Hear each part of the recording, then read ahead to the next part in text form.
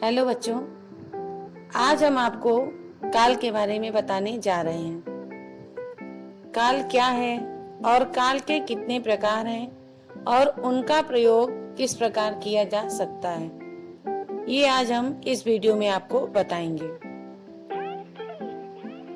काल की परिभाषा। क्रिया के उस रूप को काल कहते हैं जिससे उसके करने या होने के समय तथा पूर्णता या अपूर्णता का ज्ञान हो, उसे हम काल कहते हैं। अर्थात कर्ता जिस समय कार्य करने या पूरा होने का अपूर्ण ज्ञान हो, उसे हम काल कहते हैं। काल 3 प्रकार के होते हैं: भूतकाल, वर्तमान काल, भविष्य काल। अब हम भूतकाल के बारे में जानेंगे। भूतकाल यानी बीते समय में जो घटनाएं घटित होती हैं, वे भूतकाल कहलाती हैं। अर्थात जो घटनाएं बीत चुकी हों, वह समय भूतकाल कहलाता है। उदाहरण: वह लिखता था, मोहन ने पढ़ा होगा, मैंने देखा है, वह लिख रहा था। तो इस प्रकार लिखे वाक्य आप फिर से पढ़कर देखेंगे तो पता चलेगा कि यहाँ पर क्रिया लिखी है, इसमें पर्याप्त अंतर है।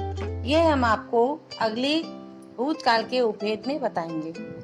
अब आते हैं वर्तमान काल।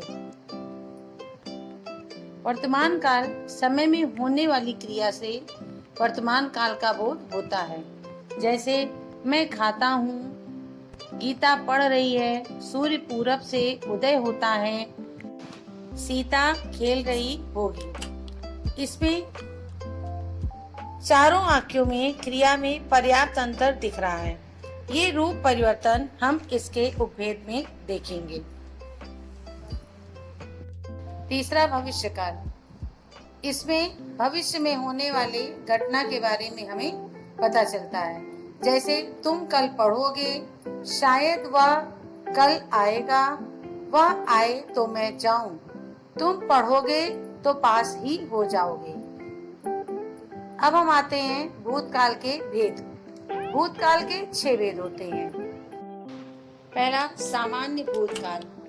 क्रिया के जिस रूप से बीते हुए समय का निश्चित ज्ञान न हो, उसे सामान्य भूतकाल कहते हैं। जैसे सोहन गया, सीता आई, राम ने खाना खाया, गीता ने पत्र लिखा।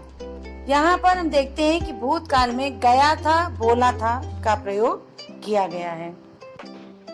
यहाँ पर समय का निश्चित ज्ञान न होने के कारण को जानने के लिए यह शब्द प्रयोग किया गया है। अब आते हैं दूसरा, पूर्ण भूतकाल। क्रिया के जिस रूप से बीते समय में कार्य की समाप्ति का पूर्ण बोध होता है, उसे पूर्ण भूतकाल कहते हैं। जैसे मैं खाना खा चुका था, उसने राकेश को मारा था, मैंने उसे अपनी पुस्तक दी थी, यह विद्यालय गया था। यहाँ पर देखिए, चुका था, उसने मारा था, यानी कार्य की समाप्ति का पूर्ण बोध होता है। सामान्य ने पूर्ण बोध नहीं होता है। तीसरा, अपूर्ण भूतकाल। क्रिया के जिस रूप में यह जाना जाए कि क्रिया भूतकाल में हो रही थी, लेकिन उसकी समाप्ति का पता न चले, उसे अपूर्ण भूतकाल कहते हैं। जैसे विद्या अपने गांव जा रही थी, नम्रता पत्र लिख रही थी। क्रिया की समाप्ति का पता न चले, जब हमने देखा था क्रिया द्वारा कर्ता को करते देखा। चौथा, आसन भूतकाल। क्रिया के जिस रूप से क्रिया के व्यापार का समय निकट ही समाप्त समझा जाए, उसे आसन भूतकाल कहते हैं। जैसे अंकुर बिहार से लौटा है, मैं खाना खा चुका हूँ। यहाँ पर समाप्त हुआ, सोचा जाए, ये चारों वाक्य, इसमें क्रिया अभी अभी संपन्न हुई है। पांचवा, संदिग्ध भूतकाल। क्रिया के जिस रूप से बीते हुए समय में कार्य के पूर्ण होने या न होने में संदेह होता हो, उसे संदिग्ध भूतकाल कहते हैं। जैसे श्याम ने खाना खाया होगा, कलाकार ने अभिनय किया होगा, गायक ने गाना गाया होगा। इस क्रिया में ये पता चलता है कि अभी संदेह है कि कार्य हुआ है या हुआ होगा।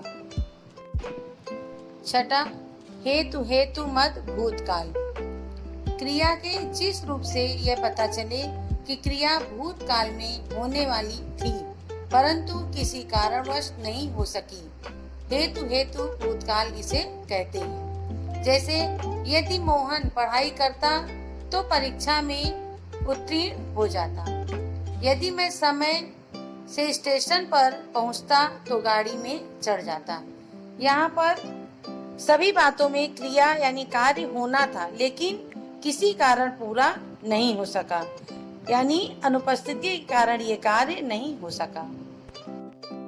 बस आज के लिए इतना ही। हम अगली वीडियो में आपको आगे भविष्य काल और वर्तमान काल के बारे में बताएंगे।